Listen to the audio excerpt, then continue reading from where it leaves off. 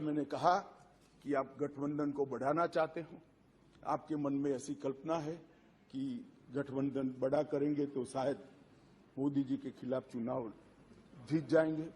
भाई और 2-3 लोगों को ढूंढ लाओ, जितने हो सके इतना इकट्ठा कर लो, अगले प्रधानमंत्री नरेंद्र मोदी जी ही बनने वाले। परंतु कम से कम इसके लिए 130 करोड़ की जनता के सामने इतने एक्सपोज न हो।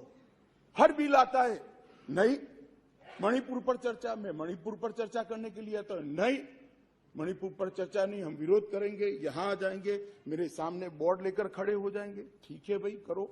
मगर जैसे ही गठबंधन टूटने वाला बिल आया, मणिपुर भी याद नहीं आया, डेमोक्रेसी भी याद नहीं आई, दंगे भी याद नहीं आए, सब इकट्ठा होकर देखो सामने बैठे सारे इकट्ठा, और 130 करोड़ की जनता को बताते हैं हमें मणिपुर की चिंता नहीं है, हमें चुनाव की चिंता है, हमें डेमोक्रेसी की चिंता नहीं है, हमें चुनाव की चिंता है, हमारी पार्टी के कोई सिद्धांत नहीं है, केवल और केवल राजनीति में चुनाव जीतने के लिए राजनीति में है। और बताइए भैया, आप बाहर जाकर मीडिया को, अगर ये नहीं है तो सारे बिल में क्यों एब्सेंट रहे? सारे बिल महत्वपूर्ण नहीं है क्या? सारे बिल महत्वपूर्ण है, आपको रहना चाहिए था। मगर ये बिल इसलिए महत्वपूर्ण है कि ये बिल आपके गठबंधन को क्षति करता है। और मैं एक बात आगे कह देता हूं कि ये बिल पास होने के बाद वैसे भी आपका गठबंधन टूट जाने वाला है, केजरीवाल जी आपको बाय बाय कर देंगे। मान्य नमस्कार दोस्तों, वोकल विनोद यूट्यूब चैनल पर आपका स्वागत है। दोस्तों, दिल्ली सेवा विधेयक लोकसभा में पेश हो गया है और आज पारित भी हो गया है। आज हम इसी पर चर्चा करने वाले हैं। दिल्ली सेवा बिल लोकसभा में पारित हो गया है। गृह मंत्री अमित शाह ने इसको लेकर विधेयक को पेश करते हुए चर्चा की और अपने तमाम राजनीतिक कारण और प्रशासनिक संवैधानिक पहलुओं पर भी थोड़ी बहुत चर्चा करते हुए इसको लेकर भारतीय जनता पार्टी सरकार, केंद्र सरकार के रवैये को भी स्पष्ट करने का प्रयास किया और अधिकारों का हवाला भी दिया। केंद्र सरकार के पास दिल्ली के लिए कानून बनाने का संवैधानिक अधिकार है। सुप्रीम कोर्ट ने भी इसको स्पष्ट किया था पिछले फैसले में। और जैसा कि गृह मंत्री ने,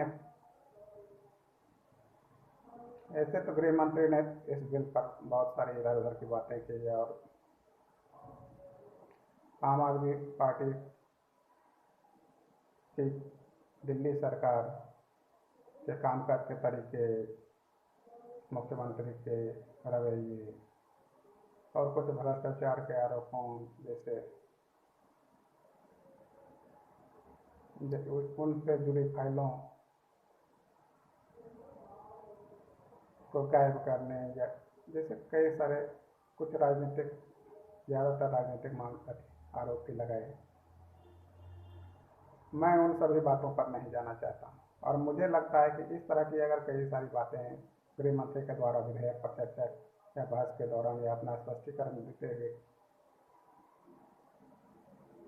कही गई है तो उनको लोकसभा की कार्यवाही और प्रोसीडिंग कागजात डॉक्यूमेंटेशन से हटा दिया जाना चाहिए।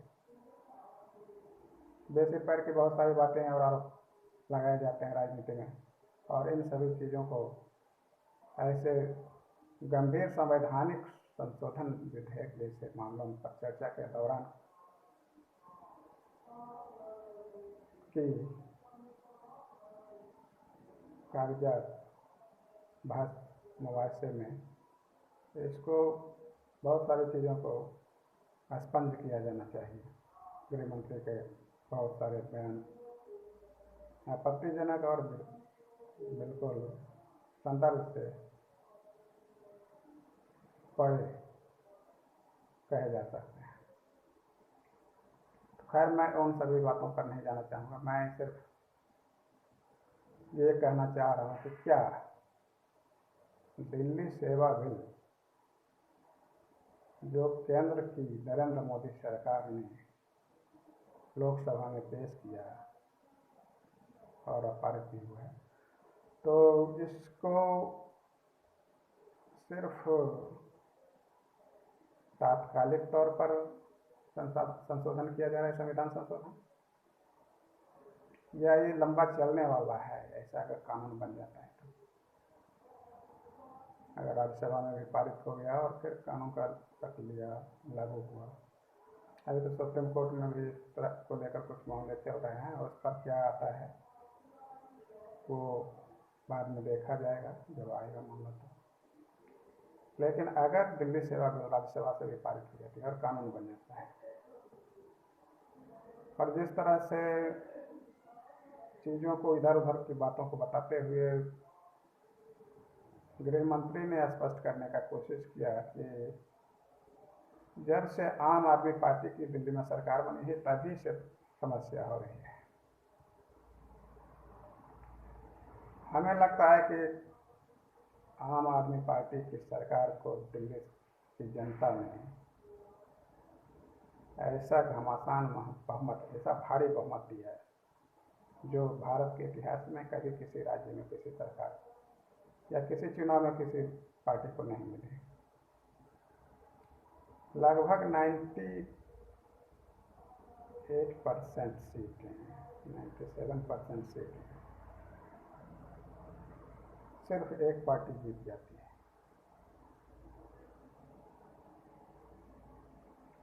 इतना भारी बहुमत तो जवाबदेही मुख्यमंत्री की बनती है और वो मुख्यमंत्री केंद्र से अपने अधिकारों को लेकर लड़ेगा ही। तो आम आदमी पार्टी की ओर से जितने भी चीज़ें इसको लेकर कहा जा रहा है, कही जा रही हैं, ये कहा जा रहा है कि हमें काम करने नहीं दिया जा रहा है केंद्र की सरकारों द्वारा बार बार। गृह मंत्रालय इसमें सही तरीके से भूमिका नहीं निभाता, दिल्ली पुलिस उसके पास है, जिसे कानून व्यवस्था भी संभाल नहीं पाते हैं और उसके प्रति जवाबदेही भी वो लेना नहीं चाहते। और आम आदमी पार्टी के मुख्यमंत्री का ये कहना है कि चूँकि जनता ने हमें चुनकर भेजा, हमसे उम्मीद लगाई रहती है, तो जवाबदेह भी हम ही ठहराए जाएंगे आम लोगों की नज़र में। कोई गृह मंत्री या प्रधानमंत्री या केंद्र सरकार का कोई मंत्री तो इसकी जवाबदेही भी नहीं लेगा और जो भी भुगतना होगा पब्लिक के सामने जाकर बताना है आम आदमी पार्टी को ही है। क्या हुआ, क्यों नहीं हुआ, कैसे नहीं हुआ, काम क्यों नहीं हुआ। जनता ने उन्हें चुना तो जनता उनसे सवाल पूछेगी। लेकिन गृह मंत्री और केंद्र की भाजपा सरकार ने जिस तरह से दिल्ली जैसे राज्य को लेकर रवैया अपनाया है, एक तो जिस तरह का बताया गया कि ये आम आदमी पार्टी की सरकार आने से ही समस्या हो रही है, इसलिए हम दिल्ली सेवा बिल ला रहे हैं। तो क्या आम आदमी पार्टी सरकार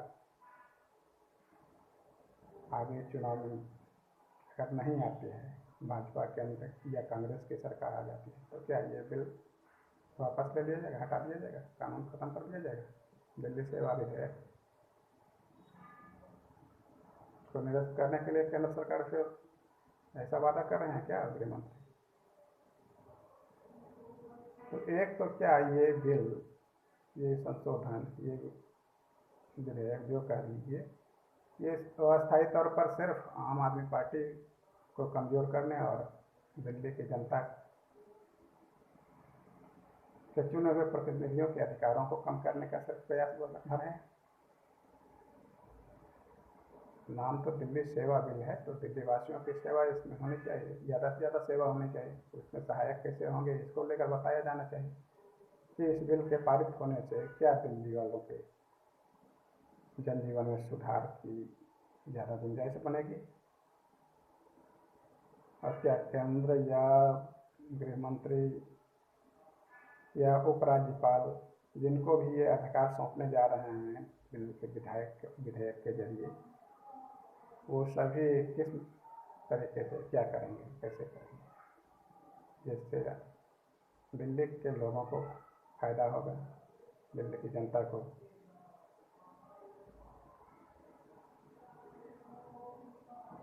तो खैर इन बातों पर तो कुछ कहा नहीं गया कि दिल्ली सेवा बिल दिल्ली के लोगों के लिए किस लिहाज से उचित है और कहाँ तक उचित है, कितना उसके लिए लाभकारी होगा, उनके समस्याओं को दूर करने में कितना कारगर होगा।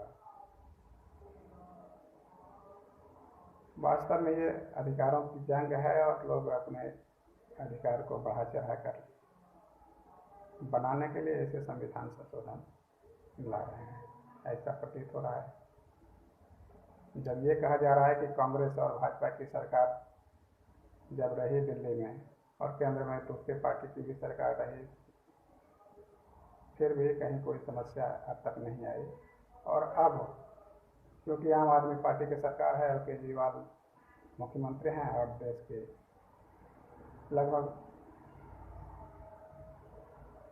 सर्वाधिक शिक्षित और भ्रष्टाचार से कॉम्प्रोमाइज नहीं करने वाले नेता के तौर पर आम आदमी पार्टी के नेता अरविंद केजरीवाल की छवि देश भर में देखिए, आप जानते हैं लोग, और इनका लंबा इतिहास रहा है लड़ाई करने का, संघर्ष करने का। इसी मोड में ये सरकार में भी रहकर अपनी कार्यशैली चलाते हैं, जिससे कुछ संगठित भ्रष्ट लोगों को परेशानी होती ही होगी। खैर ये तो मेरा आकलन है, मेरा मंतव्य है। तो गृह मंत्री जिस तरह से कह रहे हैं कि आम आदमी पार्टी सरकार के रियल रवैये और बाकी लड़ाई झगड़ा वाले मूड के चलते हम ये सब विधेयक ला रहे हैं, चलिए तो इसको अस्थायी माना जा सकता है। क्या अस्थायी माना जाए? आप अपनी राय दीजिए पाठक दर्शक। और दूसरी बात,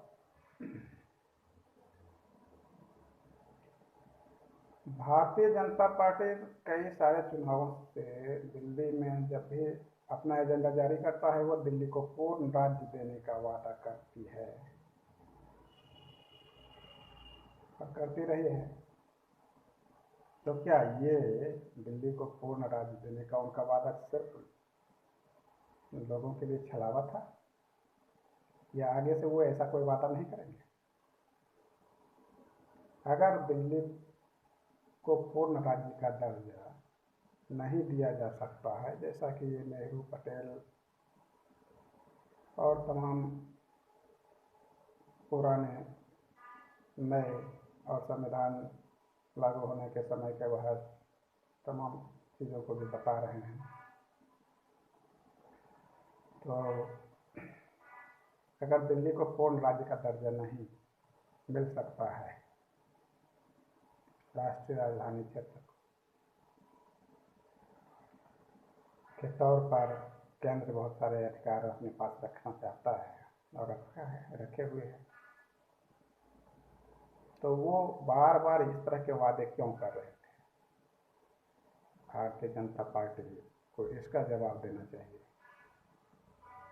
और क्योंकि भारतीय जनता पार्टी की सरकार ही इस तरह के संशोधन कर रही है, जिससे कहा जा रहा है कि दिल्ली के लोगों की चुनी हुई सरकार को हम ज़्यादा से ज़्यादा अधिकार नहीं दे सकते हैं, नहीं देना चाहते हैं। क्यों नहीं देना चाहते हैं? आप सेवा करना चाहते, कैसी सेवा करेंगे? क्या प्रारूप होगा? कौन चुनी हुई सरकार या चुने हुए प्रतिनिधि अगर काम करने के लिए अधिकार संपन्न नहीं होंगे तो कौन काम करेगा? ब्यूरोक्रेसी करेगी। उपराज्यपाल मुख्यमंत्री से ज़्यादा पावर दिया जाएगा उपराज्यपाल को, जिन्हें जनता के प्रति कोई जवाबदेही नहीं है। हाल के बाढ़ में भी देखा गया, उपराज्यपाल सोए रहे, बहुत समय बाद 24 घंटे बाद एनडीआरएफ को बुलाने का अनुरोध किया गया। इस तरह के ढीले ढाले रवैये, और क्योंकि उनकी जनता के प्रति कोई जवाबदेही नहीं है, जनता समस्या बाढ़ में डूबी रहे, जनता को जो परेशानी होती रहे, उनसे तो कोई सवाल भी नहीं करेगा। सवाल तो जो हर मोहल्ले, हर विधानसभा क्षेत्र और विधायक से सवाल किए जाएंगे। फिर उन्हें विधायक क्यों कहते हैं? जब वो राज्य ही नहीं है दिल्ली, तो उनके लिए कोई नया शब्द कहा जाए। मुख्यमंत्री क्यों कहा जाए जो राज्य ही नहीं है? मुख्यमंत्री तो राज्य में होते हैं। ये अर्ध राज्य या अपूर्ण राज्य, इसका कुछ दूसरा नाम भी कहा जाए।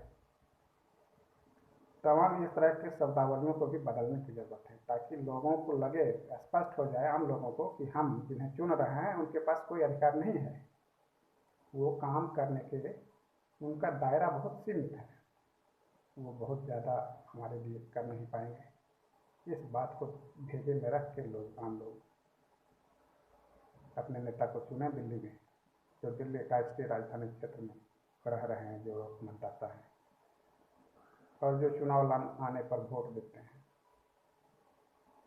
उनके जहन में ये सारी बातें स्पष्ट हो जानी चाहिए कि हम जिन्हें चुनते हैं वो सिर्फ मुखौटा भर हैं, वो सिर्फ दिखावा है। राष्ट्रीय राजधानी क्षेत्र की सरकार बनाने के लिए सिर्फ एक कठपुतली हैं।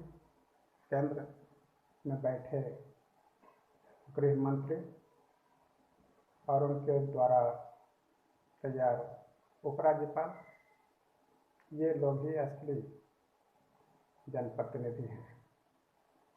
उन्हीं से सवाल पूछा जाए, उन्हीं से पूछा जाए कि काम क्यों नहीं हो रहा है, समस्याएं क्यों हैं और इसका निदान कैसे होगा।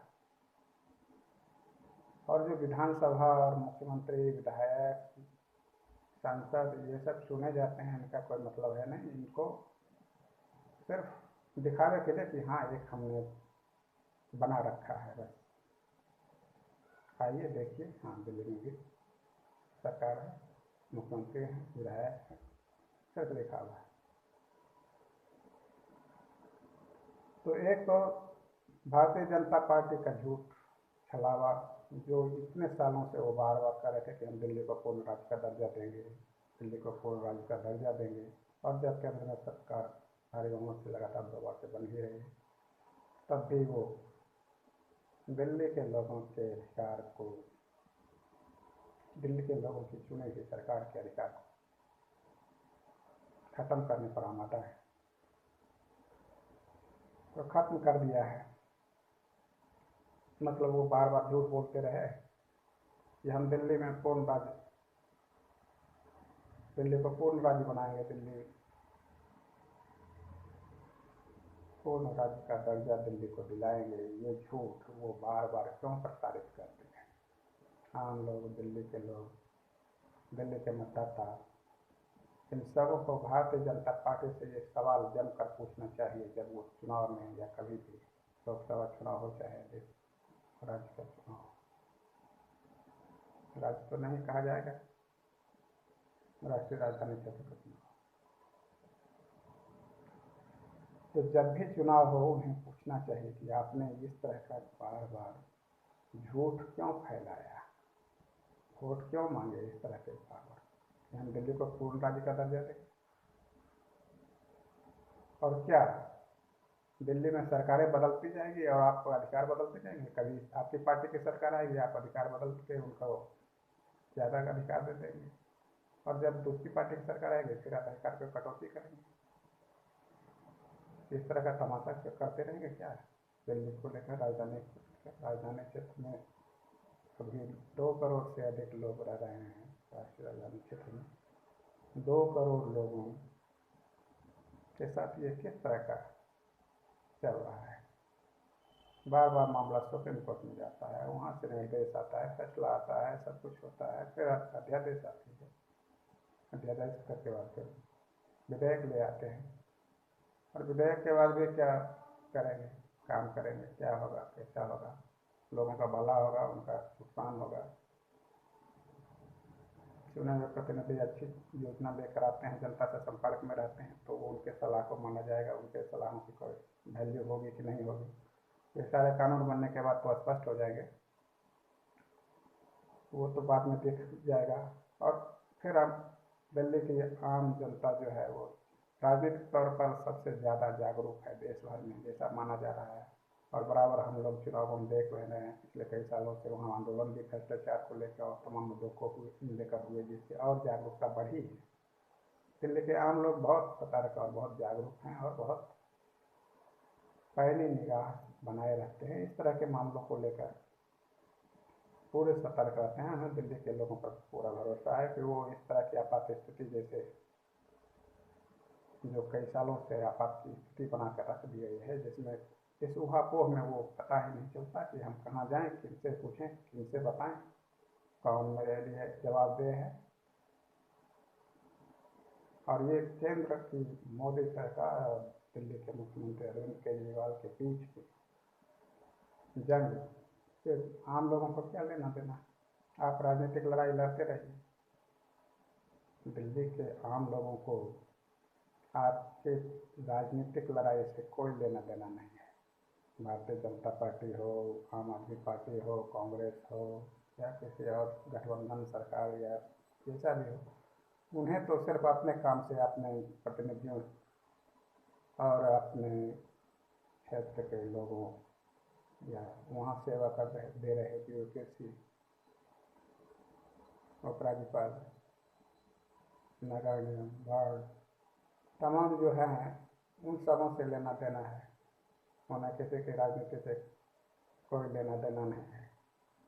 दिल्ली की जनता बहुत जागरूक है, वो जानती है कि कौन मेरा भला चाहता है, कौन बातों में उलझाए रखना चाहता है, कौन भ्रष्टाचार के जवाबदेह है और कौन भ्रष्टाचार करने के प्रति अपनी प्रतिबद्धता बढ़ा रहा है। दिल्ली सेवा विधेयक पेश करते और भाषण के समय जो गृह मंत्री ने बहुत सारी चीज़ें कही कि दिल्ली में भ्रष्टाचार हो रहा है, दिल्ली में आम आदमी पार्टी के मुख्यमंत्री केंद्र से लड़ाई लड़ते हैं, तो क्या केंद्र के नेताओं के भ्रष्टाचार को राजनीतिक तौर पर नहीं उठा सकते दूसरी पार्टी के लोग? आम आदमी पार्टी जब से जीती है तब से सिर्फ भारतीय जनता पार्टी को सबसे ज़्यादा परेशानी हो रही है दिल्ली में, और वो तमाम हथकंडे उसी समय से अपनाती रही है। किसी तरह से वो बाकी कई राज्यों में जिस तरह से इन्होंने तख्ता पलट किया, जिसे तख्ता पलट ही कहा जाएगा, कई सारे नेताओं को अपने पाले में ले आते हैं। दिल्ली में भी इस तरह का बहुत सारा प्रयास किया गया, जैसा कि दिल्ली के पूर्व डिप्टी सीएम मनीष सिसोदिया ने भी कहा कि हमें भी भारतीय जनता पार्टी की ओर से काफ़ी दबाव है और नहीं मानने पर ही हमारे खिलाफ ये ईडी की सारी धमाचौकड़ी की जा रही है और हमें जेल भेजा गया। और तमाम बिना आरोप, बिना साबित किए, बिना कोई पर्याप्त सबूत के उन्हें कोर्ट को भी गुमराह करते हुए ईडी इसके डायरेक्टर ही पता चला 2 साल से अवैध नियुक्ति के शिकार थे। तो खैर ये सब आम लोग और देश की आम जनता 140 करोड़ और जितने जागरूक मतदाता हैं वो इन सब चीज़ों को मैं इनको विस्तार में अभी नहीं बताना चाहूँगा कि इस पर मैं सिर्फ दिल्ली सेवा विधेयक को लेकर 2-4 सवाल पूछना चाह रहा था केंद्र की सरकार, मोदी सरकार, गृह मंत्री अमित शाह, इन सबों से कि क्या आपने दिल्ली की जनता के साथ जो इतने सालों से वादे किए जा रहे थे, पूर्ण राज्य का दर्जा दिलाएंगे, पूर्ण राज्य का दर्जा देंगे सरकार में आने पर या अख्तियार आने पर, वो आप छलावा कर रहे थे अगर ऐसा कर रहे थे तो क्यों कर रहे थे? क्या आप जिम्मेदारी और जवाबदेही से भागना चाहते हैं? अफवाह फैलाते हैं क्या? अफवाह फैलाकर लोगों से वोट लेना चाहते हैं? अब दूसरा सवाल कि आप क्या सभी चीज़ों को स्पष्ट कर पाएंगे इस विधेयक के बाद कि कौन काम करेगा, कैसे किस रूप में काम होगा, आम लोगों का भला कैसे होगा, दिल्ली के लोगों का, उनकी समस्याओं का निवारण कैसे होगा? इसका पूरा ढांचा सही तरीके से स्ट्रक्चर्ड वे में लोगों के समक्ष आएगा? कौन कौन किस काम के लिए जवाबदेह और जिम्मेदार होगा? और क्या आम लोग जो चुनते हैं उनको सिर्फ मुखौटा चुना जा रहा है? ये विधायक हैं मेरे, ये इनका, जब इनके पास कोई ज़्यादा अधिकार भी नहीं होंगे। चुने हुए प्रतिनिधियों को के अधिकारों में कटौती तो लोकतंत्र पर कुठाराघात ही है।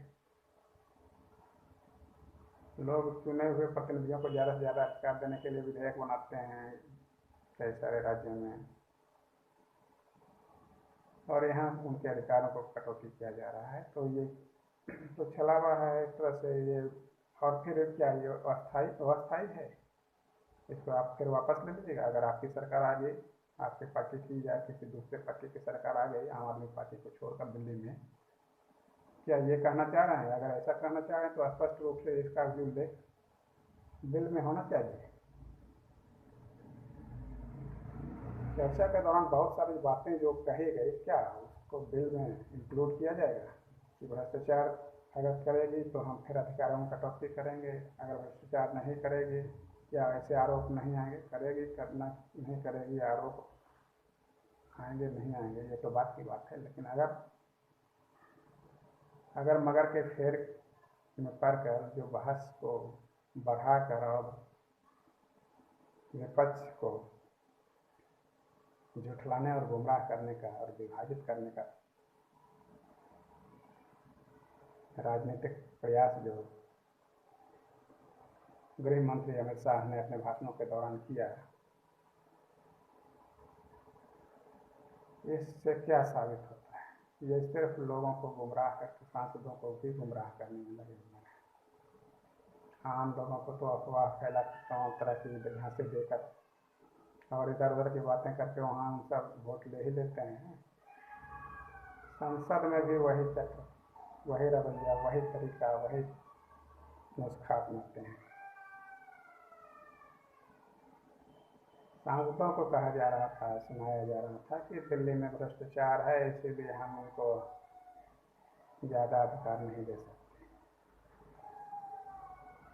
दिल्ली में सत्ता में काबिज आम आदमी पार्टी